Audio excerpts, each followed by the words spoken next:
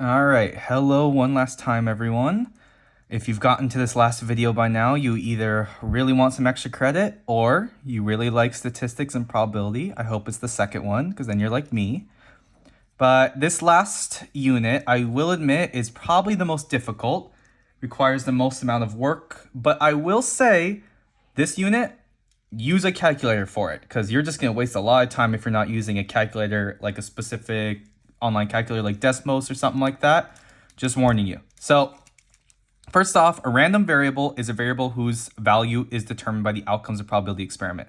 So you guys are used to variables by now. So you have a variable like y equals mx plus b, x is a variable. The value you input varies.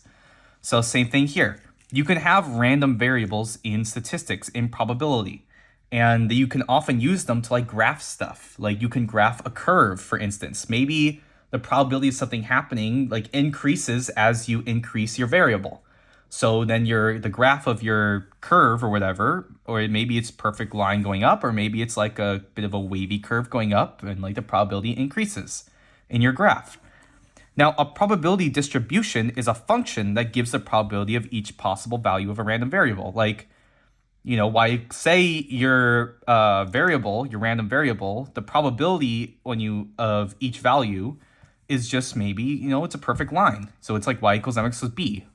The y is like your function here, where you input your variable and it increases and whatnot.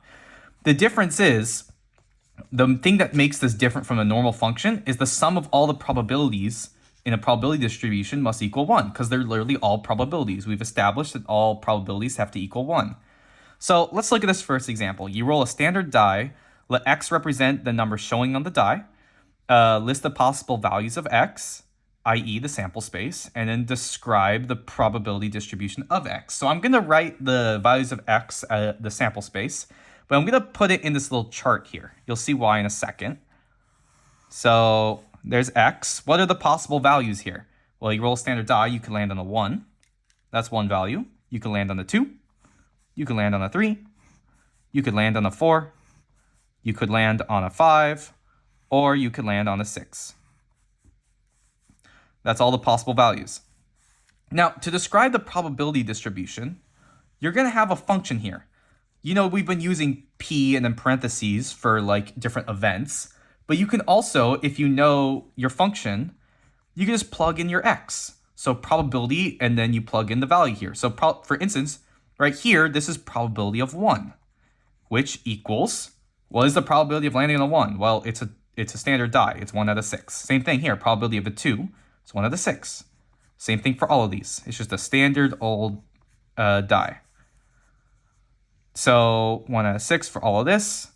And that's kind of, when it says describe the probability distribution, I'm going to describe it like this. The probability distribution is just flat, since all numbers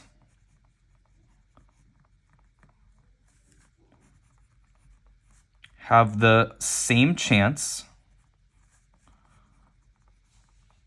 of occurring, which is a 1 out of 6 chance. I mean, if you were to graph this on like the xy plane, or I guess in this case it would be x here and p of x right here, the graph is just, the equation is just p of x equals 1 out of 6. So if your y value, or I guess your p of x value is 1 out of 6 right here, just a flat line. No matter what x you input, so no matter if it's at 1 or 2 or 3 and so on, it's just the same probability every single time, no matter what your input is to this function. So let's do a slightly more complicated one, though, where they're not all the same. So let x be a random variable that represents the sum when 2 standard dice are rolled. Make a table and draw a histogram showing the probability distribution for x. So this problem is probably going to take a little while here. So we have to find out all the different sums. So for instance, what if you roll a 1 and a 1? Then the sum would be 2. A 1 and a 2. Sum would be 3. A 1 and a 3, and so on. So 4.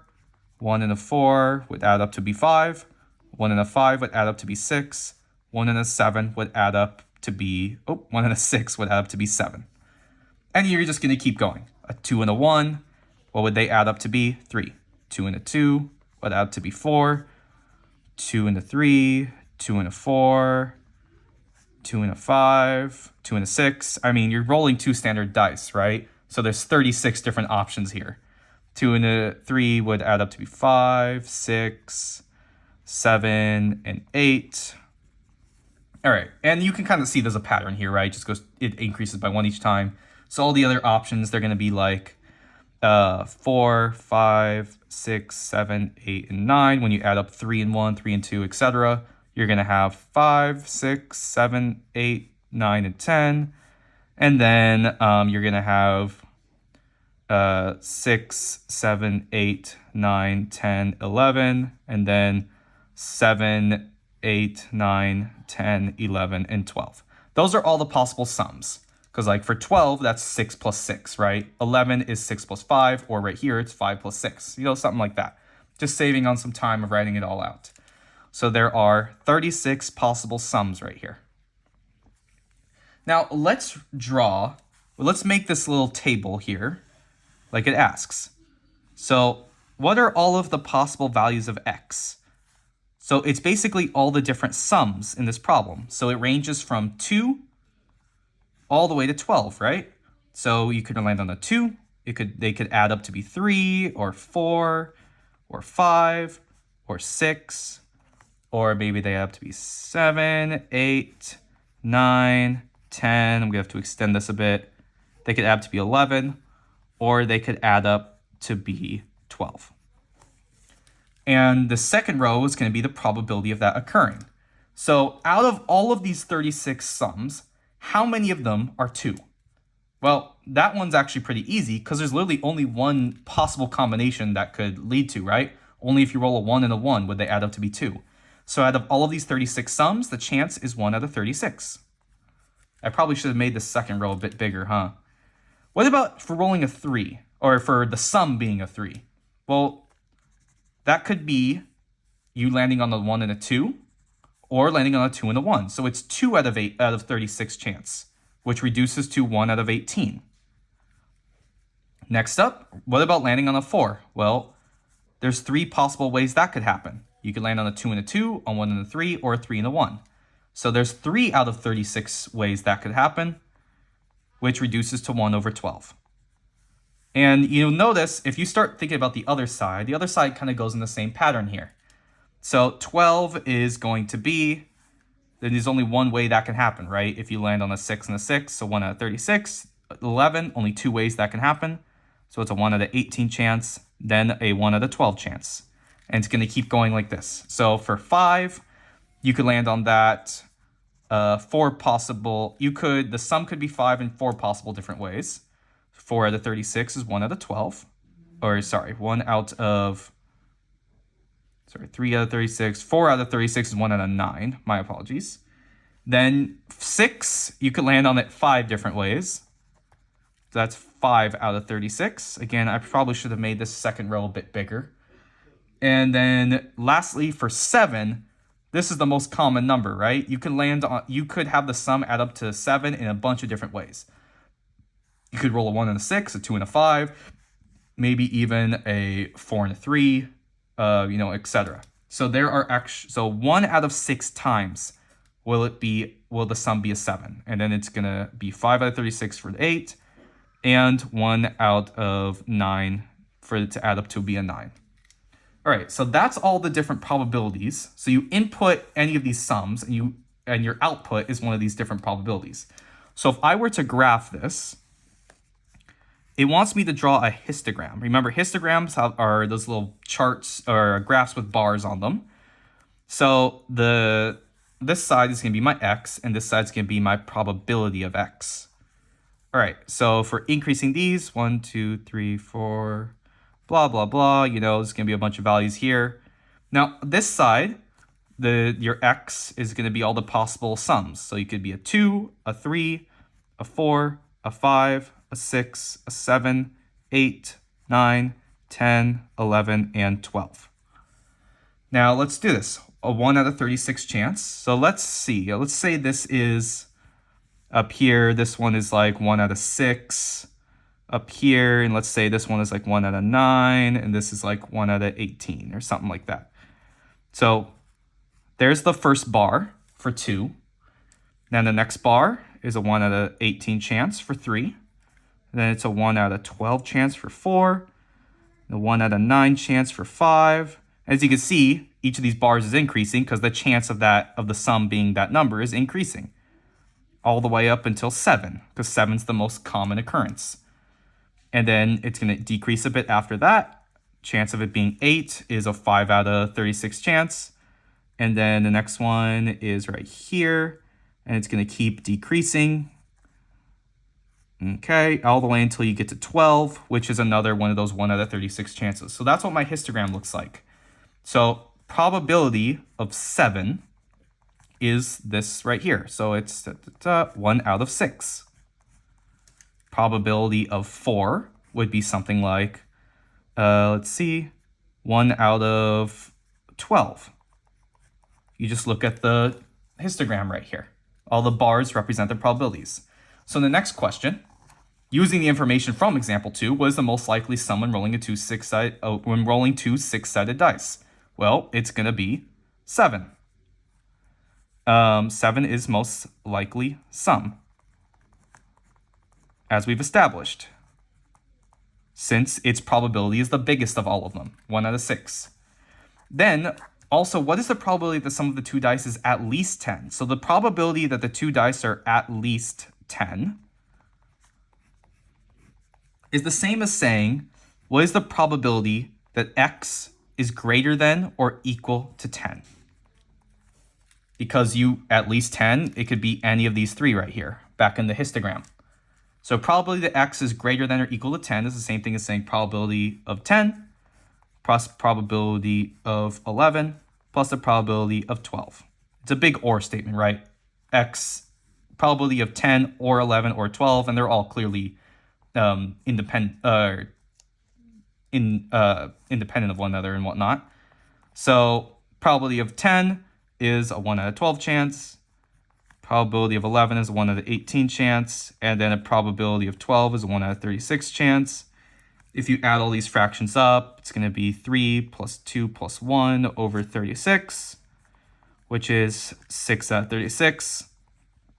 So there is a 1 out of 6 chance that the sum of the 2 dice is at least 10. So it's either 10, 11, or 12. And that's the answer to this first page. Hopefully the next few questions won't take that long. But here is the part you're going to have to be using your calculator for. So we talked about a bunch of different distributions. The only special one we're actually going to mention in this unit is the binomial distribution. I'll get to that in a minute. But first off, we need to know what a binomial experiment is. It's an experiment where there are a fixed number of independent trials. So everything's independent, so it all works out. Exactly 2 outcomes for each trial, and the probability of success is the same every single time. So there are n independent trials. That's important here. N is your total number of trials. Each trial has 2 possible outcomes, a success and a failure. For instance, if you're, say you're flipping a coin, right? There's 2 outcomes for that, right? And you want to find out how many heads you could flip. Well, the success is you land on heads, and the failures you would land on tails, something like that. And then the probability of success is the same for each trial. I mean, if you're flipping a coin, it's literally the same every time, right? 50%. And the probability of failure is just 1 minus p, right? Because the probability of a success is p, then its complement is 1 minus p. Now, for a binomial experiment, the probability of exactly k successes in n trials is this formula right here. This is the one I want you to use a calculator for, because it's going to get very annoying otherwise. Probability that you have k successes is the combination of n choosing k at a time times the probability to the power of your successes k times the probability of failure, which is 1 minus p, to the power of n minus k. So let's just do a problem and you can see what I mean here. So in this case, calculate the probability of flipping a coin 20 times. So n is 20. That's how many trials there are. And landing on heads only 4 times. So the successes, we want there to be 4 successes. And the probability each time is clearly 0.5. I mean, it's a coin. So let's plug all of this into this equation. So the probability of 4 heads is going to be combination 20 at the bottom left, and you're choosing 4 at a time, times the probability is 0.5 to the power of 4 times 1 minus 0.5 to the power of 20 minus 4. So I could go into in-depth as to how this formula was found and like what it all means. It's just going to take a while. What's important is you know how to plug in the numbers, basically. So if I'm going to simplify this ever so slightly, combination 20 and 4, so that's 20 on top, 20 factorial over 4 factorial times 20 minus 4 factorial times 0.5 to the 4th power times, well, what is 1 minus 0.5? That's just 0.5 again. 20 minus 4, so that is to the 16th power. As you can see here, it's still far too complicated. Honestly, just plug it all into your calculator. You'll get about 0.005. So there is about a 0.5% chance that you flip a coin 20 times and it only lands on head four times. It's a very small chance because you would think it would land on heads a lot more, right? Now, online, there are a bunch of calculators where all you have to do is input these 3 things, and it will do all the work for you. You input the total number of trials and the probability, and then you input how many successes you want. And then it just outputs the answer right here. That's what I want you to use. Don't even bother plugging in this whole formula into Desmos or something like that. Just literally find a website online that you can just plug in 20, 0.5, and 4, and will get your answer. So right here, according to a survey, 27% of high school students in the United States buy a class ring. You ask 6 randomly chosen high school students whether they will own a class ring. What is the probability that 2 have a class ring? All right, so in this case, the probability is 0.27. That's the probability of success that they have a class ring. There are 6 students we're looking at, so n is 6. That's how many trials there are. And then we want there to be 2 successes. We want to find the chance of there being 2 successes here. So the probability of that 2 have the ring is combination of 6 at the bottom left, 2 here, times 0.27 to the 2nd power, times 1 minus 0.27 to the power of 6 minus 2. Again, it's very complicated. Just plug all of that into one of those online calculators that can do it for you, and you will get about 0.31.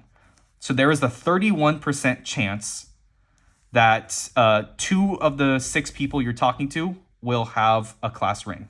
Specifically, only 2. Not less than that, not more than that. All right, now for a binomial distribution specifically, it shows the probabilities of all the outcomes of binomial experiment. So you will still have the same number of trials and probability every single time for a binomial distribution. But what's going to change is you're going to have to find the probability of each of the different success values. So your k changes. So in this case, your random variable, instead of being called x, we're going to call it k. And we're going to be finding the probability of k every time. So let's do this first one. According to a survey, about 33% of people ages 16 and older in the US own an electronic book reading device or e-reader. You ask 6 randomly chosen people, ages 16 and older, whether they own an e-reader. Draw a histogram of binomial distribution for your survey. So we have to go through this step by step. So first off, so for every single one of these, the number of trials n is going to be 6. There's 6 people we're talking to, and the probability is 0.33. It's just that your k value, your number of successes, is going to vary. It's a variable. So it's going to change every time. So let's find the probability for k being 0. So let's plug it in. So that means that none of the people we're talking to own an e-reader. So let's plug that in. You're going to do something like this. Combination of 6 people, choose 0 at a time, times 0.33 to the 0th power, times 1 minus 0.33 of 6 minus 0. if you plug all of that into one of those online calculators like I want you to, you'll get about 0.090.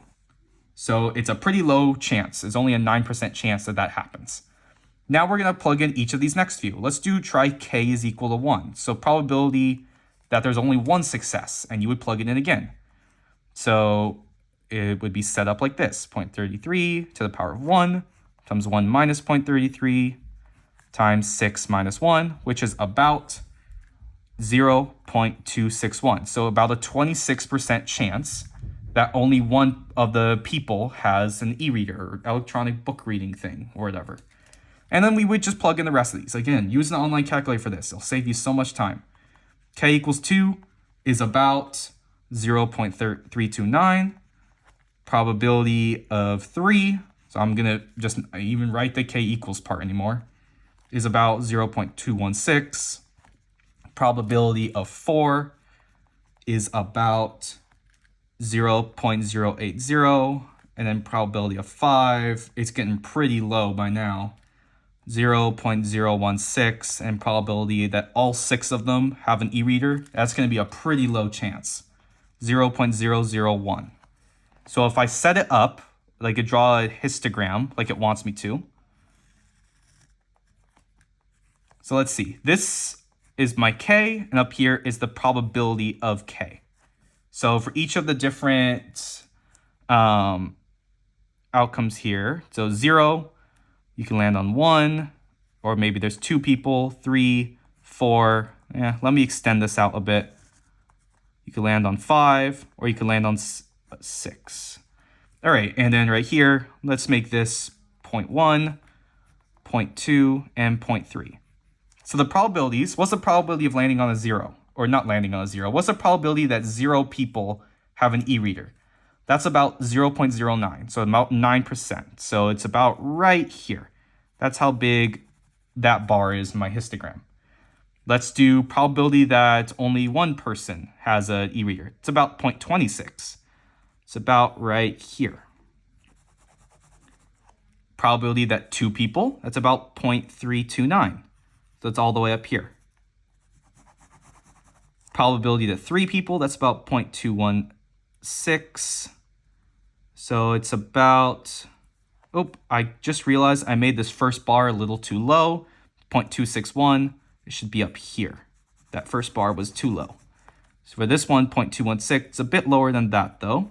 It's probability that 3 people have one. And then the probability that 4 people have one is about 8%. It's down here. And now it's getting pretty small, right? Probability is only like 1%. 0.001 is literally like barely anyone. It's a pretty small bar right there. It's literally almost invisible. So yeah, that is my histogram here. You have, so which of these do you think is going to be the biggest chance of happening? This one right here. Probability of that K is 2. So probability that there are 2 successes, meaning that 2 of the people own an electronic book reading device or e-reader, is the biggest of all of them. So 2 is the most likely chance to happen here. I mean, don't get me wrong. These other things could happen. You could have all 4 of the people. There's like a 8% chance that that happens, but it's just less likely than there being only 2 people or something like that. So let me go on to the last page. So example 4, using the information from example 3 was the most likely outcome of the survey. Again, we just established that is going to be 2 people have the e-readers or electronic devices, whatever you call it. Now, what is the probability that at most 2 people have an e-reader? So the probability of at most 2. That's the same thing as saying the probability that K is less than or equal to 2, which is the same thing as saying probability of that none of them have one, plus probability that one person has one, plus probability that 2 have one. So just add all those up. So it's about 0.090 plus 0.267 plus 0.329. So the probability that at most 2 people have one is about a 0.686 chance. So about a 68.6% chance of at most 2 people having one. So no more than that. Now, for our last example, let's just do this problem here. According to a survey, about 85% of people ages 18 and older in the US use the internet or email. You ask 4 randomly chosen people whether they use the internet or email. So our n here is 4, and the probability is 0.85, and the number of successes will change each time. So draw a histogram of binomial distribution of your survey. So let's calculate each of these. Probability that k is equal to, let's see, we have to first calculate that none of them. So that equals, you set it up like this, 4 at the bottom left, you're choosing 0 at a time, times 0.85 to the 0th power, times 1 minus 0.85 to 4 minus 0th power. It's going to be about 0.001. So pretty small chance, 0.1% chance that happens. If you calculate the rest of these using your online calculator, probability of 1 is about 0.011. Probability of 2 is about 0.0975. Probability of 3 people having it is about 0.368. And then probability of all 4 is about 0.522. So let's set up this histogram here.